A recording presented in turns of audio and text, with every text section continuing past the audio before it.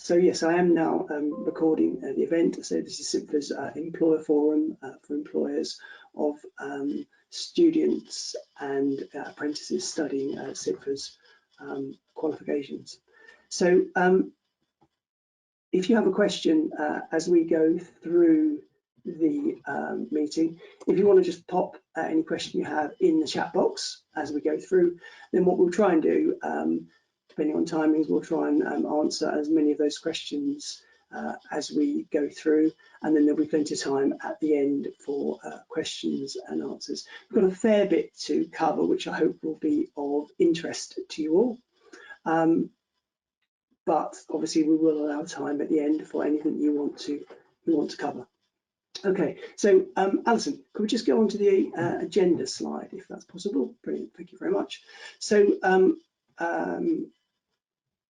we'll start off with my colleague Sarah, who's going to give an update to CIPFA's Education and Training Centre and kind of what's happening with us. I'm then going to do some stuff around our recruitment and enrolment support for you as employers for the next term approaching. So although we've just entered May, obviously we're already planning for our next term starting in September.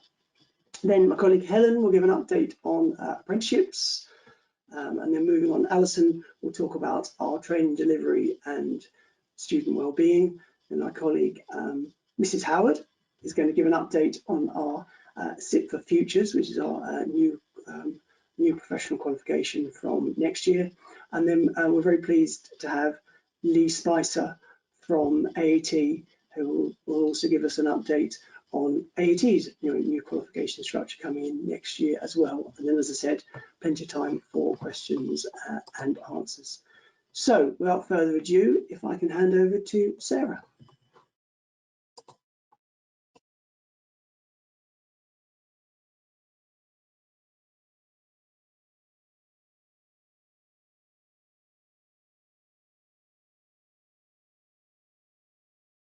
Oh, there we are. So hopefully you can see me and hear me.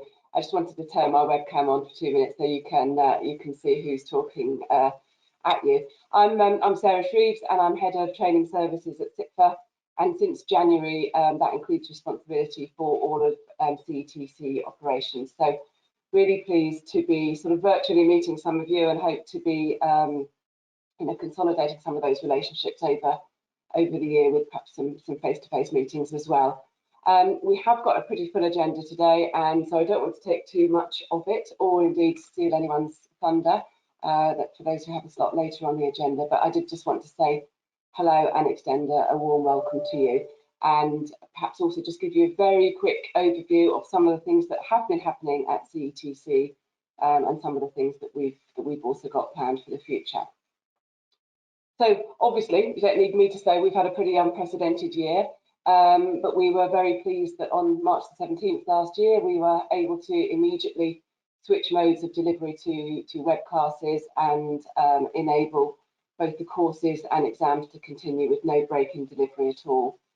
Obviously, now that restrictions are easing, we are actively reviewing how we offer courses in the future, bearing in mind, of course, what our students and what you, the employers, want. We're certainly very mindful that some people will be extremely keen to get back to face-to-face delivery, but we're also mindful that other people will have appreciated flexibility of live web classes and also may just feel more cautious about getting back to what was considered kind of normality in the old days. But we'd be extremely keen to hear your thoughts on how we deliver into the future later in the agenda, but also separately. Please do feel free to get in touch with us afterwards. We definitely want to hear your views on this. Please also do encourage your students to do likewise. So over the last year, as well as this sort of enforced shift to online delivery that we've seen, we've also added a new apprenticeship to our range of courses. That's the Counter Fraud Investigator Apprenticeship. It's level 4. Our first cohort has just started, and with the next one is due to start later this year. We've also introduced small group tutorials as a standard element of our webcast programme. They seem to be going extremely well.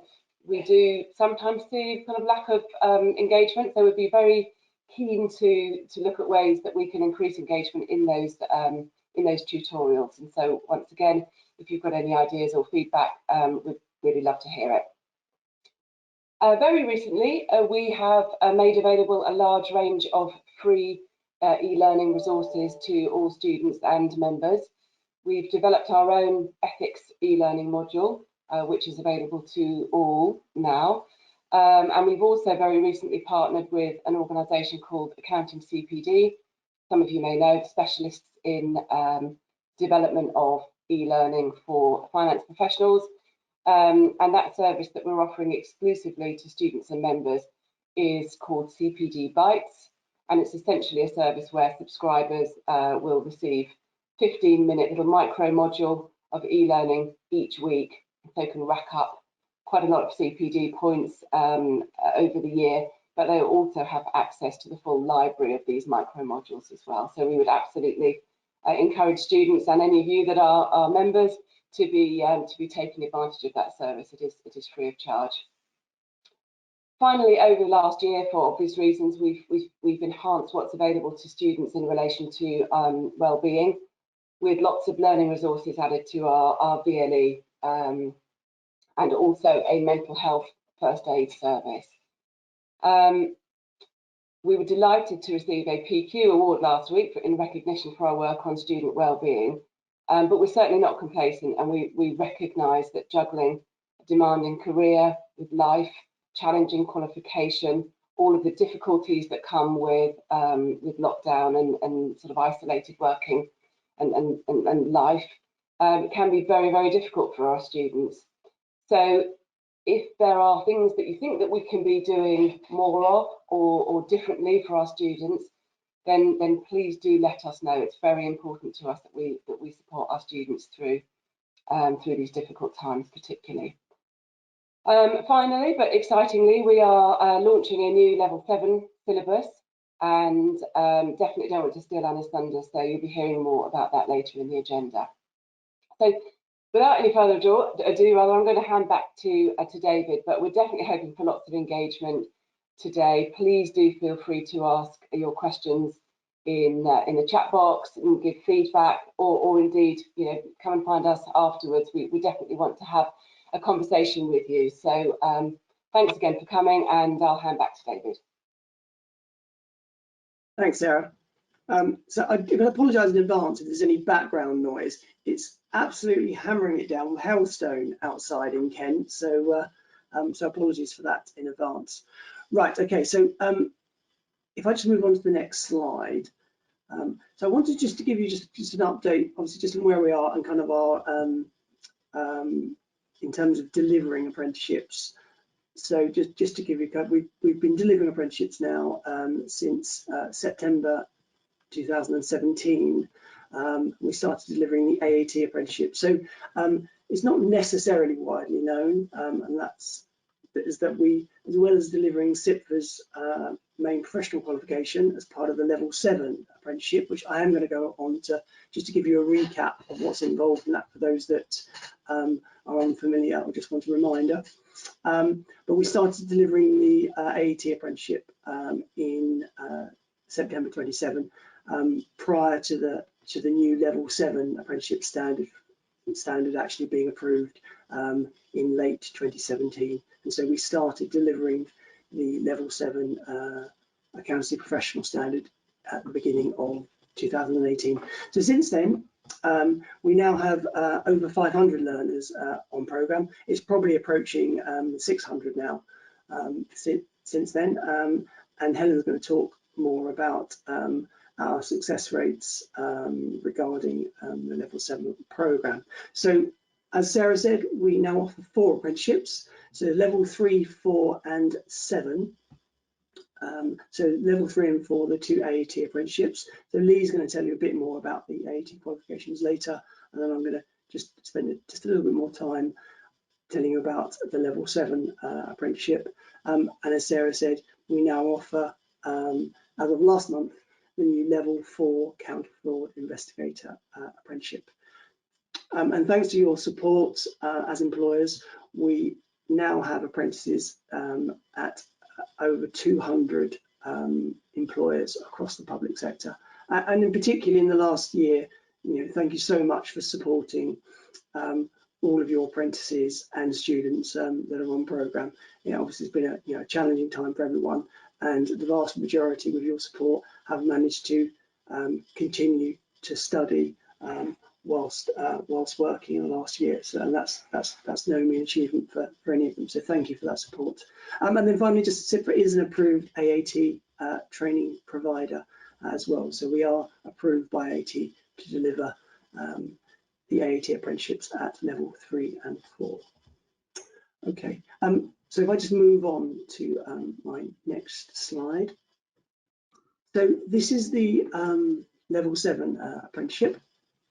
So essentially, in terms of what's the difference between the apprenticeship and professional qualification, essentially the apprenticeship, well, the definition of apprenticeship is training with a job. So for all of the apprenticeships that we offer, we do offer them with a formal qualification. So for level 7, you have a choice of studying the CIPFA professional qualification either standalone, so just doing it as the traditional commercial route, or as part of an apprenticeship. So if you study it as part of an apprenticeship, the qualification makes up the knowledge element of the apprenticeship, and then crucially, which makes it an apprenticeship, is you, alongside gaining the knowledge of the qualification, you also study work-based skills and behaviours. So for the level 7 apprenticeship, there are 10 skills and behaviours that learners will look to develop and demonstrate throughout the course of their programme, which is typically 3.5 years. We've basically listed them there on the left-hand side. Obviously, there is a much more detailed description of them. And they are the skills and behaviours that the Trailblazer or employer group, both in the private sector and the public sector, felt were the skills that a qualified accountant should be able to demonstrate once they're newly qualified. And so they do skills and behaviours, work-based skills and behaviours at the same time as then doing the qualification.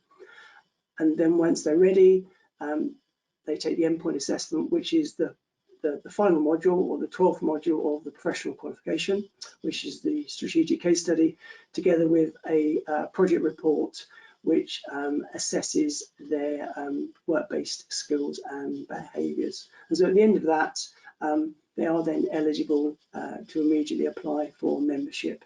If they study under the traditional route or the route without the apprenticeship, you would do the practical experience portfolio after completing the qualification. And so there are pros and cons in choosing either the apprenticeship route or professional qualification route, and that's where we're very happy to talk to you about your potential applicants and what might be the right route for them and for you to take. And we're very happy to have that conversation with you. Okay. If anyone wants further information regarding any one of our apprenticeships, you can just pop your details in the chat box, or you can just email us at apprenticeships@cipfa.org, or you can email me directly, david.fields@cipfa.org. So in terms of how we can support you, particularly in recruitment of new apprentices, we're very happy to have those conversations with you about whether when you're initially looking at either recruiting a new apprentice, so actually employing a new apprentice, and obviously making sure you get the requirements and the suitability of the role and matching that to the apprenticeship, because crucially apprenticeship must contain an appropriate job role so that they can gain the appropriate work experience. So we're very happy to offer you information and guidance. We have an employer's handbook, an introduction video, but also just actually having a conversation with you over the phone or Teams or whichever method you want to use, just in terms of what your plans are. And then we are happy to help you. We don't do the full recruitment process for you, but we're very happy to help and support you, make sure that your applicants are eligible, and then if you're looking to upskill existing employees, or when your new starters start, very happy to run information sessions for them. Once they're on program, we do a formal induction session, but very happy to run an information session if you've got existing staff that are perhaps interested in finding out more about the program before they apply. And the other thing that I wanted to just cover off with you as well is, if you weren't already aware, is the government incentives that are being offered for all employers to employ new apprentices. So basically, up to September of this year, all new apprentices, or so basically any employee you take on that will be studying an apprenticeship, the government will pay you an incentive of £3,000 per apprentice. And then in addition to that, if the apprentice is under 18, so between 16 and 18, they will pay you an additional £1,000 for any apprentice is under 18. So that's just worth bearing in mind. Okay, and then just my final slide was just to really remind you about enrolment dates. So for the autumn term, if you're looking for them to join as an apprentice, we do have a formal application process for apprenticeship, because we have to check their eligibility for the program, make sure the program's right for them, and then check that they are eligible for apprenticeship funding. So we have a deadline of the 31st of July, which basically means we have August to go through that enrolment process with you and for them, and all the paperwork that's involved with an apprenticeship, and then delivery, the courses start in September. For our level 3 and 4 AAT programs, and also for our counter fraud program, actually we've put that there as 31st of July, but actually for all of those it's the 31st of August for the courses that start in October. So any of the programs, if you're interested in them or want more information, just drop us a line at apprenticeships@CIPFA, or put your details in the chat box if you prefer, and then we'll get back to you. Okay, so that was just a quick run through in terms of our apprenticeship offering, and also I just wanted to reiterate, you can do any of our programs as a study program where you pay commercially rather than using your levy fund, and we're happy to have that conversation with you about what's the most appropriate route for you. We don't mind which route you take, and so there are some pros and cons on either route, so we're very happy to have that conversation with you and give you advice about the most appropriate route for you and your applicants. Okay, so I'm just now going to hand over to Helen, who's just going to give you a bit more of an update on our apprenticeship delivery. So Helen, hopefully you are around. Yes, and I will shut up and then pass over to you, Helen. Thank you, David. Hi, everybody. So my name is Helen Woods, and I'm the Apprenticeship Delivery Manager for CETC. And I just wanted to talk a bit about the things that have changed with our apprenticeship delivery and bring you up to speed with those. So I guess the key change over the last year from a solely apprenticeship perspective has been the move to online for all our progress reviews by our work-based learning coaches, obviously in light of COVID. And this has been helped enormously by the previous introduction of our bespoke portfolio and learner tracking system. So we had developed that in Smart Assessor. What that means is that all of the progress reviews are documented using electronic pro formas within that Smart Assessor system, and those are linked to calendar sessions in each of the learners' dashboards. So all of that is then visible to the apprentice, to the coach, and also to the manager as well. And you can see all the training and the work experience records, both in between those reviews and also during those review meetings as well. For the first time in March 2021, so the sitting just gone, all of our Level 7 endpoint assessment candidates submitted their portfolios through that Smart Assessor system. So their records were signed off electronically by the chartered accountants within your employing organisations, and then the endpoint assessment organisation had an external verifier view of those portfolios within the Smart Assessor system. So all of it was safely submitted electronically in that way. I'm also really delighted to say that we actually won a second PQ award, which was for the mentoring support that we were able to offer as live team sessions to make sure that the process of that sign-off was as easy as possible for managers in Smart Assessor. And also that same Smart Assessor platform has been built and developed for use on the new Counter Fraud Investigator apprenticeship that Sarah mentioned earlier as well. So if we could move on to the next slide, actually, which has got the detail that I'm talking about. No, one back. No, still not quite right. Yeah, there we go. Lovely, thank you. So in terms of the pass rates for our level 7 endpoint assessment, these continue to improve, which is great. Overall, it stands at 83%. But for those sitting their first attempt at each of the 2 components in the endpoint assessment, as David said, the case study exam and the project report, we had 92% pass their project report and 96% pass their case study exam in this March sitting just gone.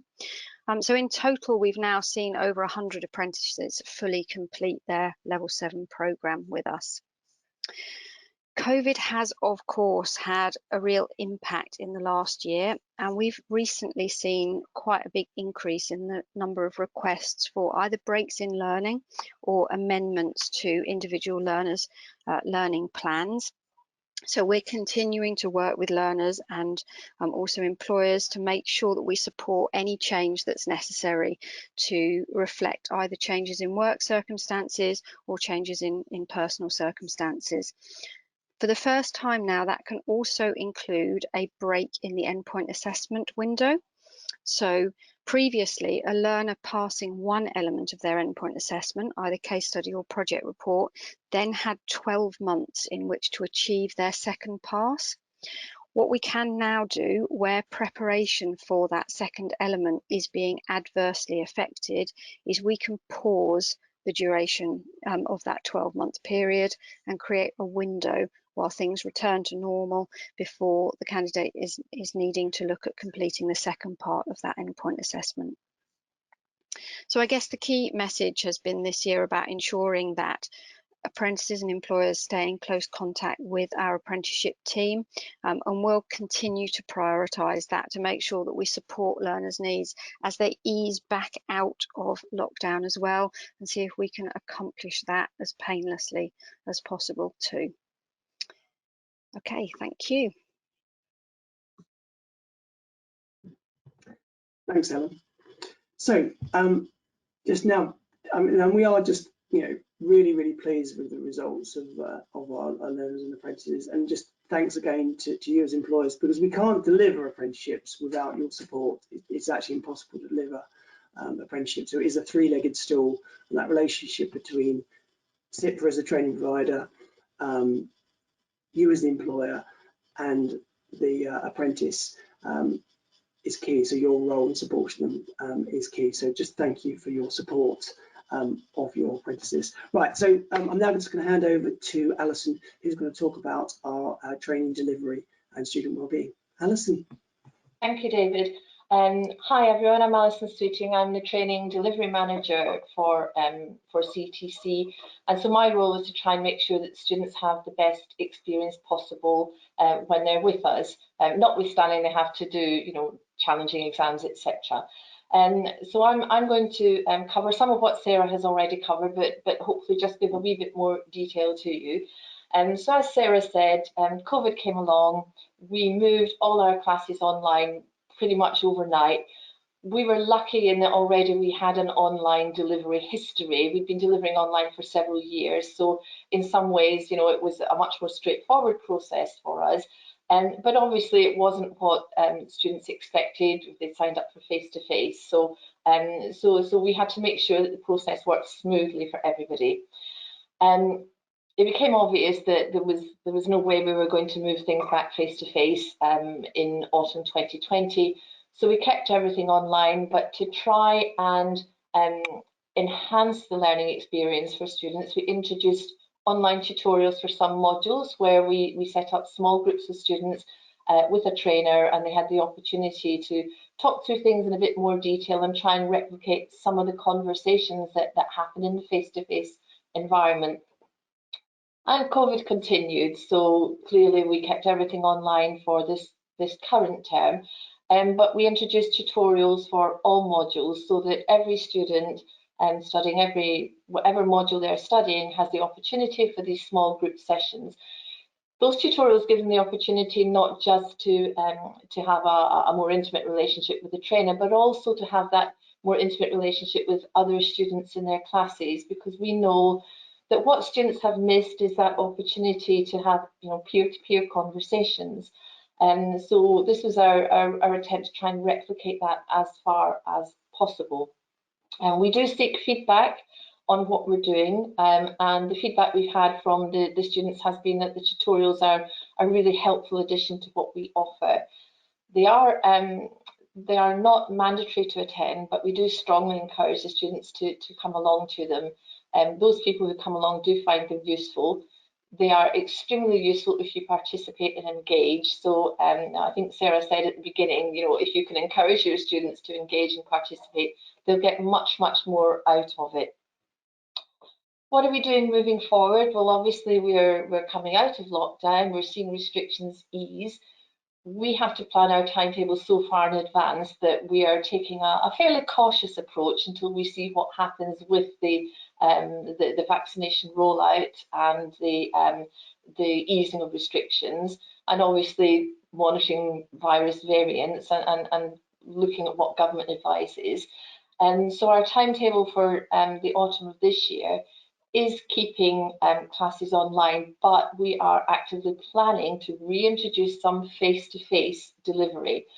It is most likely that this will be towards the end of the autumn term, and probably looking at doing revision classes face-to-face, for example.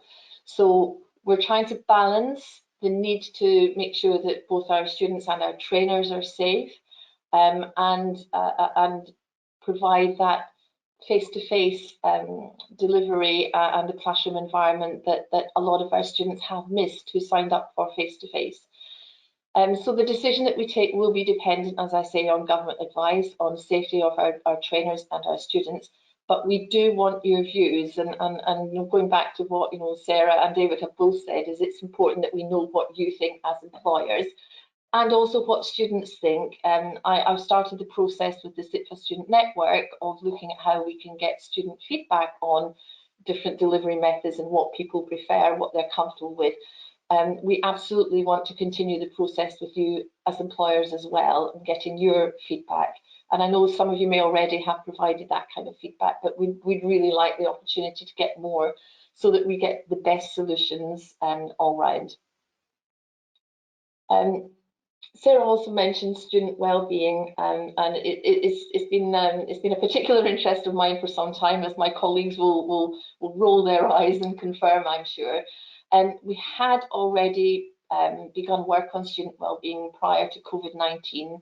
In the latter half of 2019, we did mindfulness breathing sessions and a couple of other things to try and help the students deal with the demands of forthcoming exams, trying to balance their work and studies and life, etc.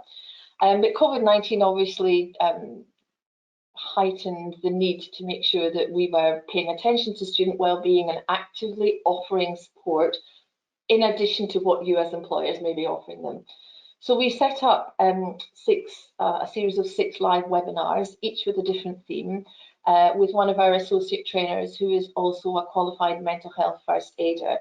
And these took place during the spring of 2020, from April to May.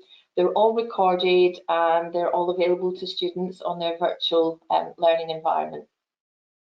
We then ran a further 4 webinars in autumn 2020 because, as we moved through the impact of the pandemic, it was clear from some of the feedback we were getting from students and from work-based learning coaches that people were struggling with the continued uncertainty, and that sense of we're all in this together and almost it's a bit of an adventure was disappearing fast, and people were thinking, oh, is this it? Is this what it's always going to be like? So we ran a further 4 webinars.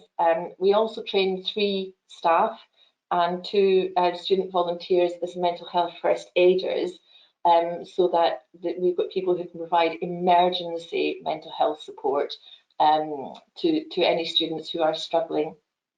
And I work with the SIPFA Student Network at a national and regional level to try and develop wellbeing resources for students, and to make sure that we're providing what we can to supplement what students get to support them through their employers. It's a continuing piece of work. It's not going to disappear when COVID calms down and things feel as if they're returning to normal. It's ongoing. Students will always have the pressure of balancing work, study and home life. And it's always going to cause stress and anxiety, and people are always going to need some support. So we see this as a long-term investment in our students. We also pay regard to safeguarding. It's another really important issue for us, and all our trainers and any of our staff who have contact with our students have been trained in safeguarding, know what to look for in terms of something that might suggest that a student is at risk of some kind of abuse, etc., and general well-being and welfare. So we do have a process in place to identify and support students about whom we have safeguarding and welfare concerns, so that we can identify any appropriate action that needs to be taken, whether we need to refer cases, etc. It's all about supporting the students. So really important area for us, and I'm sure for you as employers as well, that you want to support your students and you want them to be well. So that's a very quick run through some of the things that we have done. I can see some comments coming in the chat box about some people really keen to return to face-to-face learning, but also some people keen to carry on with the virtual online learning. So this is really helpful feedback for us. So I'm going to turn my webcam and microphone off, and then we will move. Thanks, Alison. Yeah, that's really, really important. Really important in terms of supporting our students, and particularly a year into the pandemic, that being able to maintain your personal life and what's going on with personal life, your work and study as well, can just now be too much one year in. So do let us know if you have concerns about some of your learners and you think it would be in their best interest maybe to take a break. Then do let us know. We're very happy to look at their learning plan and just support them. Okay, yeah, I just put a question in the chat box. We're really interested as employers what your views are in terms of, is it too early to go back in September in the autumn term? And very helpful for Alison just to share what our plans are in terms of the autumn term, and that we are looking at, or we have already planned, in fact, some face-to-face tuition for revision, but clearly before we start offering that to students, we really want your views as employers about whether you think it's too early, whether come October, November, that seems about the right time. So yeah, please do let us know your views, and we can also we'll cover that as well and widen that discussion perhaps in the Q&A session. Okay, so just moving on now, I'd just like to introduce you to our SIPFA's new Head of Qualifications and Membership, Mrs. Howard. Can you unmute your microphone? Mrs. Howard. I'm still going to call Anna Mrs. Howard up to the day I actually finally meet her. So Anna, when did you join? Back towards the end of last year, or? Yeah, joined in October. Yeah, sure. And so Anna, I guess like an increasing number of people that have joined an organisation or changed jobs in the last year, so I haven't actually physically met many, or in fact any of your colleagues. So I'm looking forward to the day, Anna, when we can actually have a cup of coffee or something stronger together. Hopefully soon. So Anna's going to give an update on our Sit for Futures, which is our name for our new professional qualification structure. So I'll shut up and hand over to Anna. Thank you, Mr. Fields. Apologies to everybody. You can call me Anna. It's only Mr. Fields that calls me Mrs. Howard, and I obviously need to return the compliment. So, as I said, Anna Howard, I'm the Head of Qualifications and Membership. I joined just over 6 months ago. My background is I'm a chartered accountant, but have worked in the university sector for the last 12 years, running different accountancy qualifications. Was an associate professor and the head of division for business and enterprise before moving over to SIPFA. My role entails looking after the qualification. It also entails looking after the assessments and then the members and students, and in particular things around the benefits, etc. We're quite excited because we've been working on the current qualification and we are looking at ways in which we can improve the qualification and update it. So if we could move on to the next slide, please. So obviously our qualification is the heart. It's the heart of everything that we do. And there was a project that was started prior to me joining, and I've picked that project up to work on the qualification and to look at where it can be improved. So what we're doing is obviously, you know, things are changing and they're changing quite rapidly, and we want this qualification to meet the needs, you know, of future accountants moving forward. You know, we understand the complexities of people, particularly those working in public finance. It is quite different to those working in other sectors and industries. COVID-19 has obviously had an impact, and there's a lot of technological advances and innovations in things that are doing, and you know, these practices are changing and the student expectations are changing. So we're really looking at what we can do, and we've undertaken a quite comprehensive review of the qualification, which is still a work in progress. So there's some things that we'd really appreciate your feedback and comments on, you know, as I go through this, either through the chat box or at the end in the Q&A. We will be looking to launch this new syllabus from a teaching perspective in March 2022. So there's quite a long lead time into this, but there are some changes that you'll need to be aware of. We are aligning the qualification to levels 4 to level 7. Partly my background is obviously the university sector. One of the things that we're doing, due to being an endpoint assessment organisation for our apprenticeship, is we are getting, we're moving across to Ofqual. It's a requirement that we do this. So we've just put in our Ofqual application as an EPAO endpoint assessment organisation, and we're awaiting feedback from them. And the next stage of that project, once that's been successful, is to consider whether we want to regulate our qualification through Ofqual. So what we're doing is we're aligning the new qualification and what we're doing to those recommendations, so that, you know, if we go down that route, we'll be able to do that quite easily. So if we move on, please, to outline some of the key changes. So we are, you know, looking to have the qualification under the SIPFA Professional Accountancy qualification umbrella. At the moment, we've got 2 qualifications. Those of you that may be aware of our international version of the professional qualification is the IPFM qualification. We're aligning both of those so that they're much more neat, and the apprenticeship will obviously still continue to feed off of the professional qualification. So we're bringing that all together. We are, you know, recognising the fact that the qualification has got international impact, and that the IPFM and the PQ do seem to separate out a qualification that is actually quite similar with some distinct areas within it.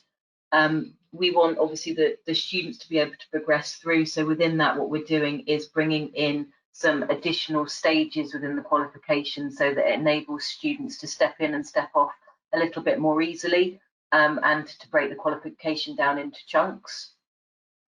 One of the things that students do find very difficult is that strategic case study at the end of the qualification. We like that strategic case study and we don't intend on taking it away, but what we feel is that we could potentially do some more work to prepare the students for that. So we're bringing in an additional case study exam so that it will be much earlier in the qualification to start to prepare the students so that they've got those skills and expertise to be able to be successful in that. So we really do want to improve the digital learning experience for all of our students. There's a greater emphasis in the qualification on things like sustainability, ethics, and in particular data. We're reviewing our pass mark. We've got some differences in our pass marks and some differences in our exam lengths at the moment. we will still have those differences, but we're just looking to make sure that they're a bit clearer and a little bit more consistent. And the other thing that is quite significant is we're bringing in a new e-assessment platform from December. That is quite exciting because there's there's some additional functionality within that e-assessment platform which will support the students. So I think we're doing a really good job at, making sure we're examining those technical competencies of our students, but this will enable us to bring in things like Excel and different types of questions so that the students replicate what they'd be doing in the workplace a little bit more in their exams, so that we can help the students and develop some of those softer skills as well, which we think is quite important. So if we move on, this is the qualification and the new structure and what it will look like. So what we're doing, and please feedback on the names of these because some of them are a bit of a mouthful, and we're just working through whether they are the most appropriate names for these different levels. So please do feed into us. We've got the CIPFA Level 4 certificate in Management and Financial Accounting. We will have the CIPFA Level 5 diploma in Professional Accounting and Audit. We will have the CIPFA, and it will be a Level 6 diploma in Financial Governance, Risk and Taxation. And then there will be a choice for students to either do the CIPFA Level 7 diploma in Advanced Audit with the public sector elements to it, or to do the CIPFA Level 7 diploma in Implementing Business Change with the public sector sections within that. The rationale behind that is obviously there is an advanced audit module at the moment that meets the local audit requirements for the FRC, and within the professional qualification that's there for students to choose. With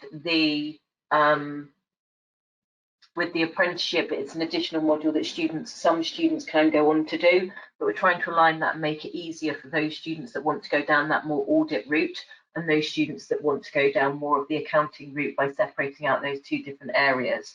So if we could move on, please.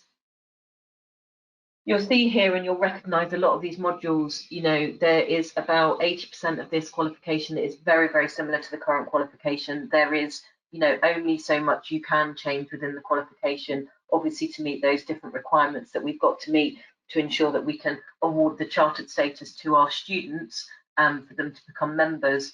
But you can see there how these different qualification levels are broken down. So we've got some clarity there. We've got this, the certificate is clear, financial accounting, management accounting, nice and straightforward. The Level 5 diploma, they're all core modules where the students will do some audits and business planning and developing strategy and data analysis. That's currently called Professional Accounting and Audit. There's conversation at the moment about whether that should be Financial Management and Audit. Please vote now for your recommendation, or let us know what your thoughts are, because that would be really helpful.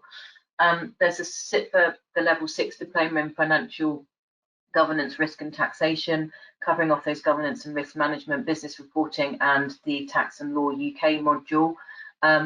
For our international students, there is an international version of that Tax and Law module for those to do. So that's where we weaved the two qualifications together, and we've got the international and the UK versions working together. And then if we move on, please. We can see the two Level 7 qualifications that the students would be able to choose from. So you can see there that a lot of that is very, very similar. They'd be doing the strategic public financial management, the public sector financial reporting, and the strategic case study. It would be a case of either going down that business change route or that advanced audit route. And as I've mentioned, that advanced audit route comes with some additional requirements because it is linked to local audit requirements. So within this, we will have our current students and then we'll have our new students. So there will be some transitional arrangements that we'll need to be working through with yourselves and with some of the students. So the students joining in the April intake will join the current qualification, the one that exists at the moment. Obviously, we need to start the new one at a certain point. These two qualifications will then start to run concurrently when we bring in the new qualification in the March. So it will mean that we'll have students on slightly different qualifications as we roll out the old qualification and roll in the new one. What we are going to do is we will be developing CPD training, and we'll be looking at where we can cover off for those students on the existing qualification, anything that's new in the new qualification, to make sure that the students on that qualification are not disadvantaged. I think the important thing to say here is that we've mapped all of the modules from the current and the new, and a majority of the modules are mapping across quite nicely. So that would mean that at least 70% of the content on the current module is in the new module. So the students that start in September with us, they won't be disadvantaged at all. The qualifications are very similar. The new one is slightly updated, but we'll be bridging that gap with that additional CPD training for those students that are on the existing qualification when we bring in the new one. So the new qualification will start. So we'll start recruiting for that in September once the autumn intake starts. They will be enrolled onto the new qualification, and those classes will start in March of 2022. So as I said, there's enough time for us to engage with you all, have conversations about what this looks like, the impact that it will have on you and your students, and the best way to move things forward. This is an example of the type of transition arrangements that we will be publishing. This is still a work in progress at the moment. So you can see there what we'll be doing is we'll be clearly stating when the final exam dates are for each of the modules that are currently running on the existing qualification, so that it's quite easy for those students to then transition onto the new modules if, and I'm sure they won't be, they were unsuccessful. There will be a reset opportunity for students, so they won't just have one attempt and then suddenly have to do a new module and a new exam. We'll transition nicely and we'll have some reset opportunities. And if we move on to the next slide, you'll see that nearly all of our current modules do map quite nicely to the new modules.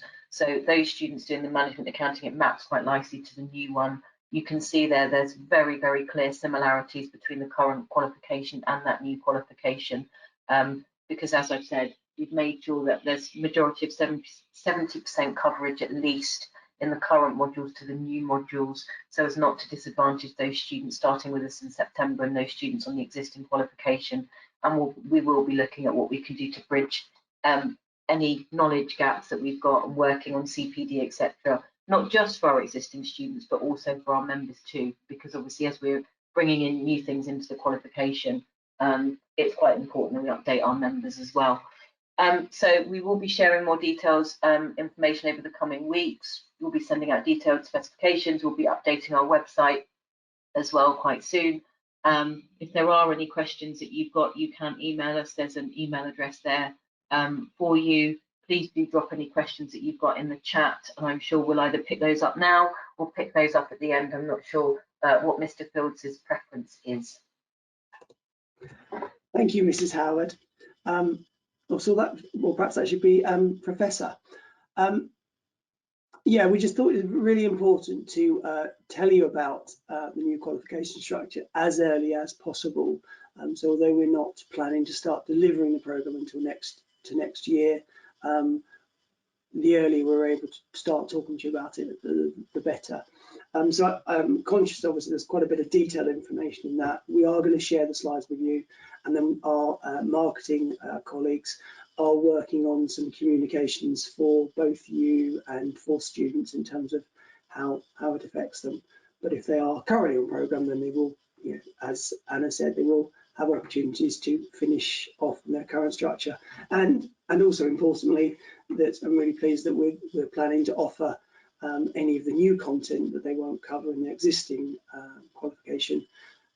They will have access to any new content as CPD modules as well, so they get the best of both worlds. Okay, so then finally, but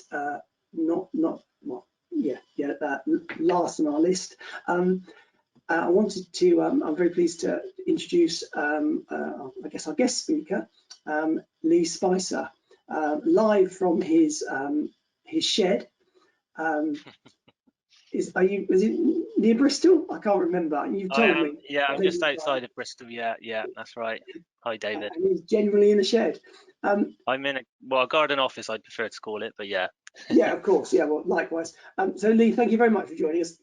Lee is going to update us or give us a brief update on the AAT new qualification structure, which, as though we planned it, is also due to come in from next year as well. And again, just to reiterate, CIPFA are an approved provider of the AAT at level 3 and 4. So we do actually offer and currently offer those programs as well, just to clarify that. So Lee, over to you. Thank you, David. Good afternoon, everybody. And thanks to the SIPFA team for inviting me along today. For anyone that I haven't met, my name is Lee Spicer, and I'm AAT's Employer Account Manager covering the public sector. So my session today really is focused on the new AAT syllabus, which is Qualifications 2022.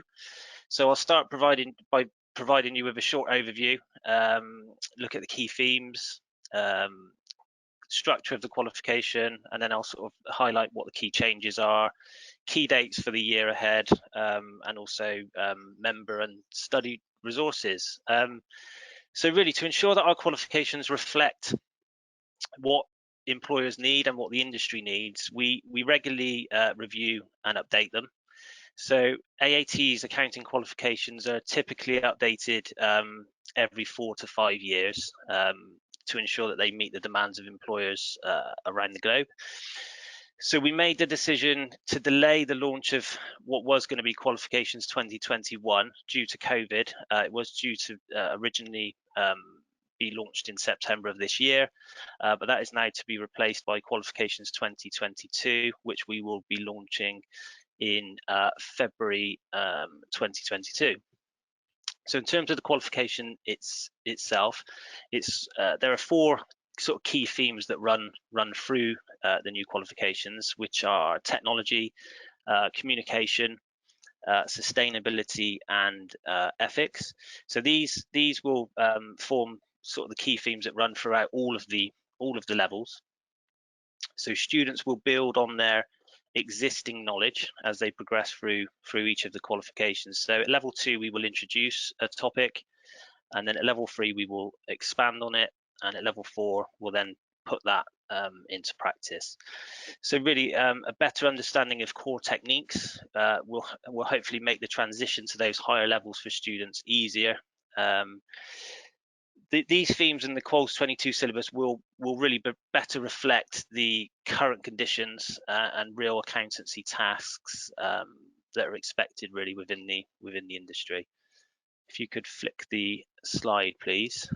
So there are a number of things that are changing when we launch the new qualification. So firstly, the names are changing. We're going to be dropping the foundation, advanced, and professional. So the foundation will just be known as the level 2, the advanced will become the level 3, and the professional will become the level 4. We're not going to be replacing the current foundation award in accounting software and the foundation diploma in accounting and business. So anyone considering studying those qualifications are advised to register for them before the 31st of January next year. And then they will have until the 30th of June 2023 in order to complete those qualifications. The current AQ 2016 foundation, advanced and professional level accounting qualifications all include a synoptic assessment, but the only qualification that will include a synoptic assessment in the new syllabus is the level 2 certificate in accounting. All other unit content will be assessed by individual unit assessments. In addition to our accounting qualifications being graded, the level 2 certificate in bookkeeping and the level 3 certificate in bookkeeping will also be graded when we launch the new qualification 22 versions of those. You could flick the slide. The final grade will be calculated based on the results from the unit assessments.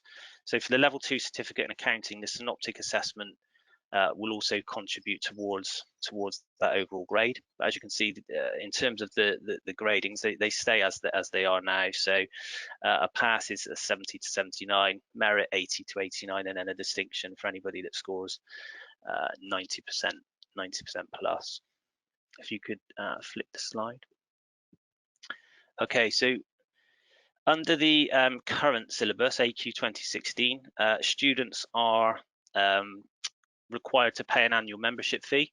or their organisation is required to pay it for them, to ensure they remain an AAT student and are able to access support resources and sit assessments. So in the new syllabus from the 1st of February 2022, this approach will change.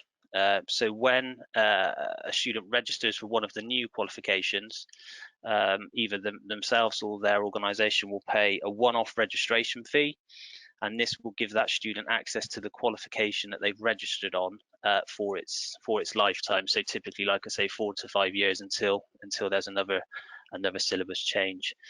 As well as registering for that chosen qualification, that one-off fee will also give them access to the range of study support resources that we provide via their AAT lifelong learning portal, and also the other benefits that come with being a student. In terms of the individual assessments, they will still have to be paid for as and when they're booked on an individual basis. You could flick the slide. Okay, so transitions between the current and the new syllabus. So after we've launched the new syllabus next year, there will be a transition period while we close down the AQ 2016 qualification. So at this early stage, we would advise all students to continue to study and complete their current qualification on the current syllabus. Due to content changes with the qualifications and changes to the registration format, there will be no direct transfer between AQ 2016 and 22. No AAT achievements prior to the current syllabus, so the AQ 2010 or AQ 2013, will be recognised for transition into the new syllabus. Any transitional arrangements from AQ 2016 into 2022 will be transferred onto a student's statement of achievement at the equivalent of a pass mark only.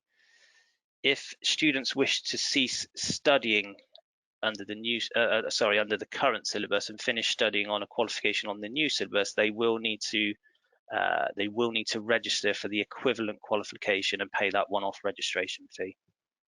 And then the option of recognition of prior learning, so RPL, remains open, but this will be capped at 50% of the total assessments as per exemption rules. However, it will not be available for the level 2 business environment synoptic assessment. If you could flick the slide. So looking forward sort of at the key dates really in the year ahead. So we'll be releasing the final version of the new qualification in September of this year. Last registration date for the current syllabus is the 31st of January. And then as of the 1st of February next year, that will be all registrations will then be on the new syllabus AQ 2022. The final assessment date for anybody studying on the current syllabus will be the 30th of June 2023. So if there are any students that are planning to start this year, they have got until the 30th of June 2023 to complete that individual qualification. And then the last certification date under the old syllabus is the 31st of August 2023. And if you could flick again, please. Okay, and then it's finally, just in terms of sort of resources and communication. So the AAT website has a page dedicated to the new qualification, and it's the main page really for any information. And within that page, you can gain access to all of the published resources. AAT Weekly will be the main communication channel that we use to keep students updated and informed, and also our social channels will support the reinforcement of any information that we've shared. We started a campaign in April to make current students aware of the changes. So that campaign went live, I think it was the week beginning the 5th of April, and it went out to all accounting and bookkeeping and accounting software students. So they received a copy of the new qualifications brochure, and this really provided them with the key information about the new qualification, the changes that are coming into effect as of February, and what they need to know about the withdrawal of the current syllabus. And this brochure is supported by a set of website pages which provides them with more information and resources. I will also be communicating directly any updates to my key contacts within the public sector. So if anybody doesn't currently receive my updates, then please let me know, and I'll be happy to add you to my contact list. Okay, so that brings me to the end of my session. I'll hand back over to David. Thank you. Lee, thank you for that. That was really clear. So yeah, thank you very much. Hopefully, Lee, you'll be able to stick around for any questions that are specifically around the AAT qualifications as well. That would be useful. Right, okay, so I said we'd have time for questions. I think we probably had enough input from us, and it's we're really keen to hear your views, questions on any CIPFA related topic. And the idea really behind these sessions is that, so we are going to have them quarterly. So our next one will be in July. So also keen on, bear in mind we're talking about face-to-face. I think in July we will continue to have this online, but after that, perhaps one in October. Again, people's preferences for, it would just be lovely to actually see people and be able to bring you together to have that chat, so we can chat to each other, because this is it isn't as a couple of people have commented about their students in online format is not quite the same as face-to-face. You can't have those individual discussions over coffee. So what's your views on maybe in October us holding maybe two? We maybe do one online and one face-to-face, maybe in Birmingham, in the middle of the country. So welcome your views on that as well, and any other subject you have. So just picking up from the chat box, just a question from Rob. Rob asking about will the portfolio evidence requirements for the apprenticeship stay the same with the new qualification? I think it's probably best, rather than just say no, it will stay the same, is that because we're still going through our final kind of accreditation, obviously with Ofqual, with the FRC in approval for the qualification and the apprenticeship, what we will say is that if there are likely to be any changes that we either want to make or that we are recommended to make by our regulators, is that we will give you and learners plenty of notice if those requirements change, rather than just saying no, they won't now, because actually we are going through that approval.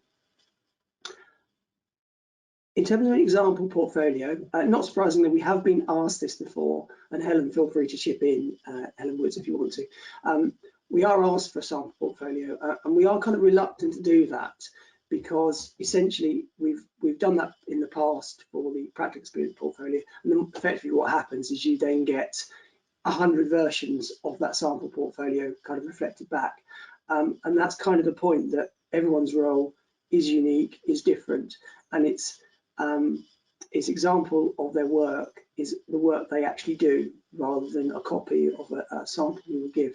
However, they should ask their coach about what's appropriate evidence, and also it is also worth talking to if they've got other colleagues or peers that have already been through the process in terms of what they submit as part of their portfolio. But we would encourage them, Rob, to start submitting examples of their work as early as possible, as part of the review process with their coaches when they meet them every progress review, to say, look, this is the kind of evidence that I'm thinking of submitting.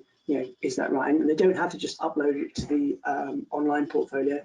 They just want to email it to their coach to just say, look, this is what I'm thinking. Is this a good example? And that's the point of the progress reviews. So I hope that helps. Okay, so yeah, do keep questions. You can put them either in the chat box, or you can just put your virtual hand up and we can unmute you, or just say, can you unmute me, and we'll unmute you and you can just ask your question in the normal way that we used to ask questions. Right, question from Claire. Will all the modules in the new syllabus be taught this year we have some trainees who had self-study CGO 6 weeks, whereas others who had it planned at a different time. The programme had access to taught lessons. So yes, we will be offering all of the new modules as full taught courses. What we're obviously discussing, I guess, like people's return to the office, a hybrid model, and actually, rather than just a binary choice of face-to-face or online, actually, from what Alison said earlier, that we might explore a hybrid model if that's what students would actually like. Mrs. Howard, were you back there for a moment? Hello, Mrs. Howard. Oh, hang on, I need to unmute you.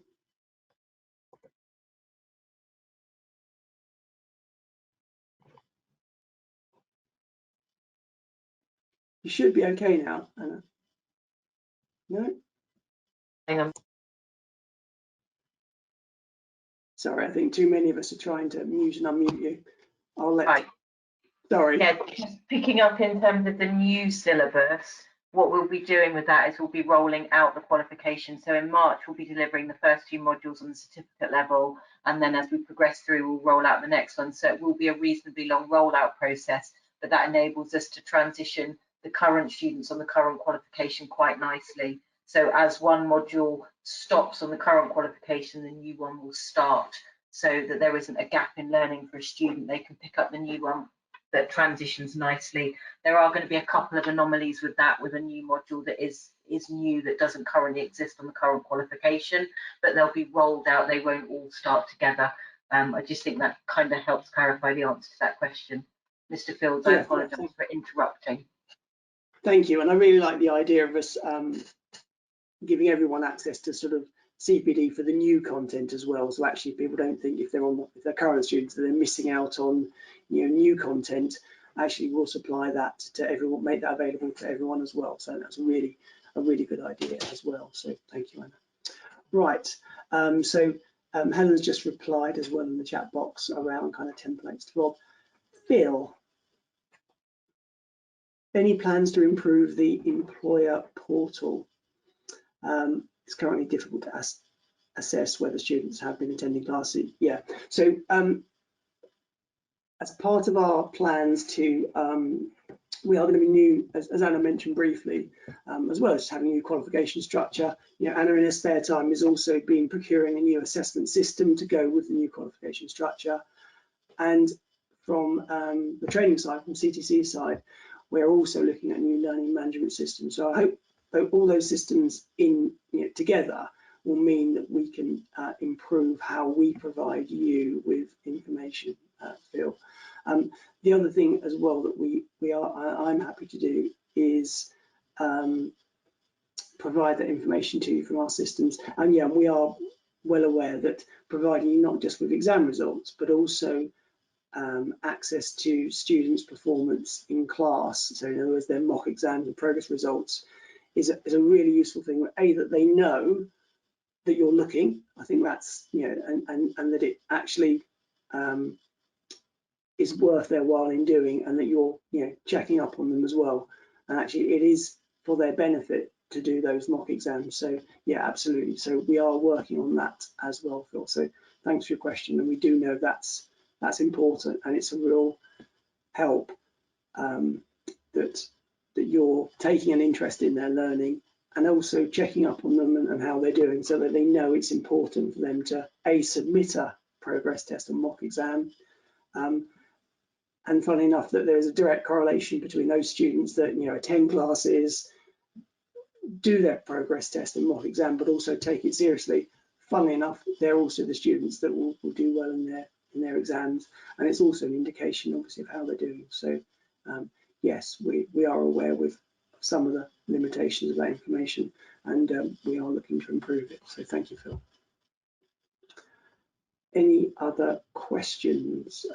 So the update that Anna has given us around the qualification is very much an early look at it, and we will be supplying both you and students further information on the new qualification structure as we have it, and any changes that we'll be making as a result of it.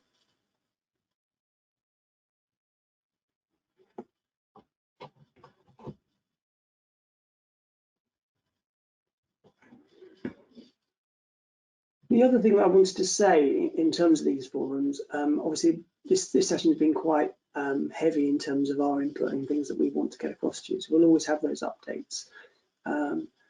But we would also like to know the kind of topics that you would like to discuss. So it could be that you're happy to share some examples of best practice of how you support your learners. So you might have a very successful program where you maybe rotate your learners between departments, of how you perhaps link performance and their progression through their qualifications, and how you link the two between their experience on the job, and actually would be happy to share that with others. How you go about your recruitment. We talked about that with the employee meeting we had in December around how you do recruitment during COVID, how you onboard and provide training support for your new recruits, particularly during COVID. So any topics that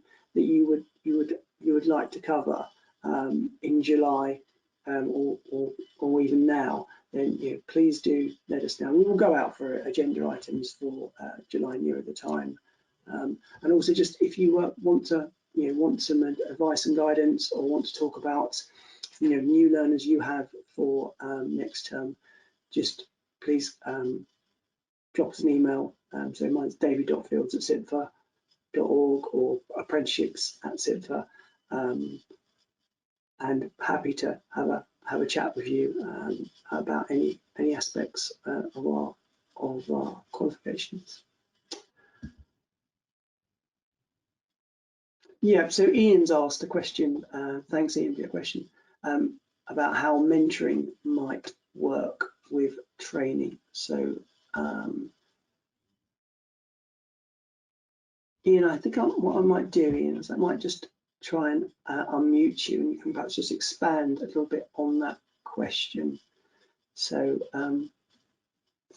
Alison, do you mind just unmuting Ian, if you don't mind, Ian, and just so you can just expand a little bit on that question, and whether that question was for some of my CIPFA colleagues and myself, or whether it was also a wider question to the audience, if that's okay, Ian.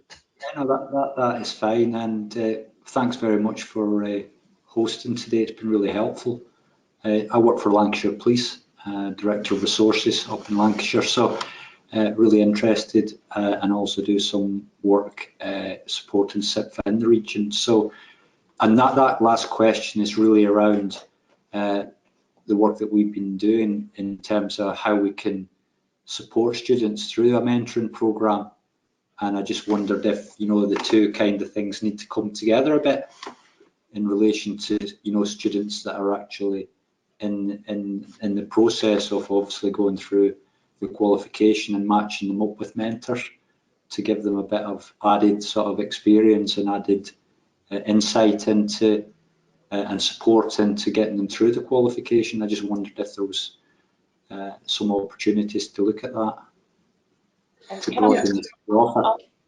I'll pick this one up if I may, David. Thank you, Alison. I think this is a great suggestion, actually, Ian, and I know that the CIPFA student networks are doing quite a lot of work in local regions around mentoring programs and trying to do speed mentoring, for example, in the South East region. I think a well-run mentoring scheme can absolutely complement the support that trainees get during their training, and gives them that opportunity to talk about career opportunities, how to tackle particular things that might be emerging as they go through their studies. And I think personally that can be particularly important and useful for apprentices as they're developing their skills and behaviours, having the opportunity to talk to an experienced mentor about their experiences, what they've come across, how they've dealt with things. In terms of formalising it, I'm quite keen to see how the student network project progresses, and get some feedback from that. And then I think it would be maybe interesting to look at how we could perhaps look to see whether we can formalise that a bit more, and perhaps work with people like yourself, Ian, in developing it, if that sounds like something you might be interested in. I see it as a really useful complement to the other support that our learners get, whether they're apprentices or commercial students. Thanks, Alison. And perhaps what we'll do as well, Ian, is actually, I think mentoring is a really important point, particularly to support our learners. So we'll perhaps pick that up as well on the agenda at the next meeting as well, about actually, you know, as Alison said, the current mentoring scheme that our SIPA network are currently doing, and also we might try and see whether people have got examples of best practice where they already have a mentoring scheme, you know, within their organisation. So we'll come back to that as well. Unfortunately, Ian's gone offline. He's showing us offline, so we may not have heard much of what we just said.